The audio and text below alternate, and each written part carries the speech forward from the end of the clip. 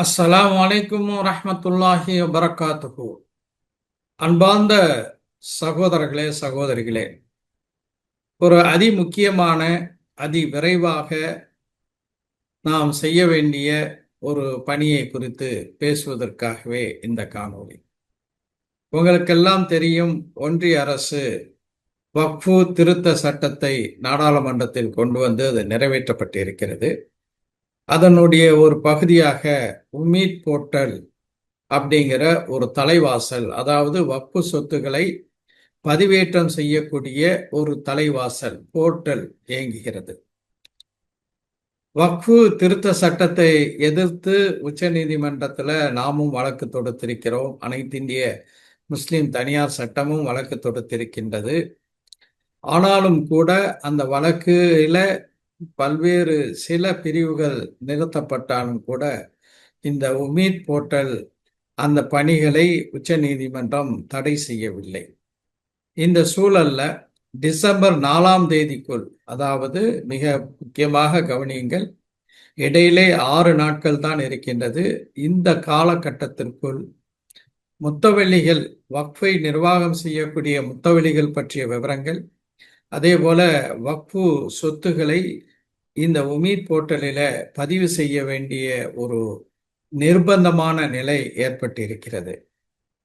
இதனை நாம் சேவ் வக்ஃப், அதாவது வக்ஃபை காப்பாற்றுவோம், அரசமைப்பை காப்போம் என்ற இயக்கத்தின் சார்பாக தமிழக அரசின் தலைமைச் செயலாளரை நேற்றைய தினம் இந்த சேவ் வக்ஃப் கேம்பெயினுடைய ஒருங்கிணைப்பாளர் இப்னு சவுத் அவர்கள் தலைமையில சந்தித்து நம்முடைய கவலைகளை எல்லாம் வெளிப்படுத்தினோம். தமிழ்நாடு அரசு உடனடியாக இந்த வக்ஃபு முத்தவெளிகள், வக்ஃபு சொத்துக்களை பதிவேற்றக்கூடிய தொடக்க நிகழ்வுகளை விரைந்து செய்வதற்காக வேண்டி ஒரு முன்முயற்சியை செய்திருக்கிறது. தமிழ்நாடு முழுவதும் பல்வேறு மாவட்டங்களில இது குறித்து தகவல்களை முத்தவெளிகள் தெரிவிப்பதற்கான இடங்கள், உதவி மையங்கள் செயல்பட ஆரம்பித்திருக்கின்றது. நாளையிலிருந்து செயல்படுகிறது.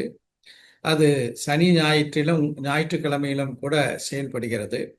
அங்கே உடனடியாக முத்தவெளிகள் சென்று தங்களுடைய விவரங்களை கொடுக்க வேண்டும். அது பதிவேற்றம் செய்யப்படும். உடனே ஒரு ஓடிபி வரும். அந்த ஓடிபி முத்தவெளியுடைய செல்பேசியிலே வரும். அதற்காக காத்திருக்க வேண்டும். அந்த ஓடிபி வந்த பிறகு அந்த வக்ஃபுக்கு சொந்தமான சொத்துகள் தொடர்பான விவரங்களை முதல் நிலையில பதிவு செய்வதற்கான ஒரு ஏற்பாடும் செய்யப்பட்டிருக்கிறது. இது தமிழ்நாடு அரசு செய்திருக்கக்கூடிய ஒரு முன்முயற்சி. என்னென்ன இடங்களிலே இந்த நிலையங்கள் செயல்பட போகின்றன என்பது பற்றிய விவரங்கள் இந்த காணொளியில இறுதியில வரவிருக்கின்றது.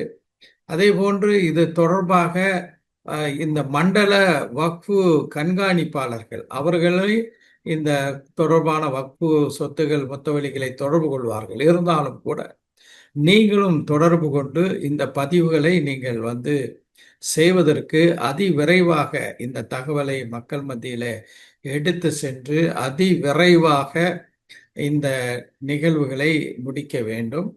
இது மிக முக்கியமான ஒரு பிரச்சனை. நம்முடைய வக்ஃபு சொத்துக்களை பாதுகாப்பதற்கான ஒரு நடவடிக்கை.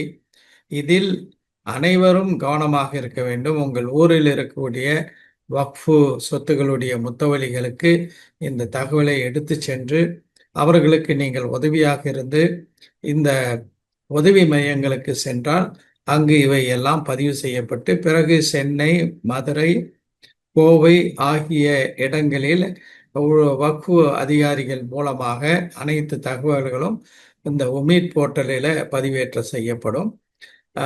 உடனடியாக இந்த பணிகளை துரிதமாக செய்யும்படி அன்புடன் கேட்டுக்கொள்கின்றேன். மீண்டும் சொல்கிறேன், இது விரைவாக செய்ய வேண்டிய முக்கியமான ஒரு பணி. இதை சரியான முறையில் செய்து நம்முடைய வக்ஃபு சொத்துக்களை பாதுகாக்கக்கூடிய அந்த கடமையை நாம் ஆற்றினோம் என்பதை உருவாக்க வேண்டும். நன்றி.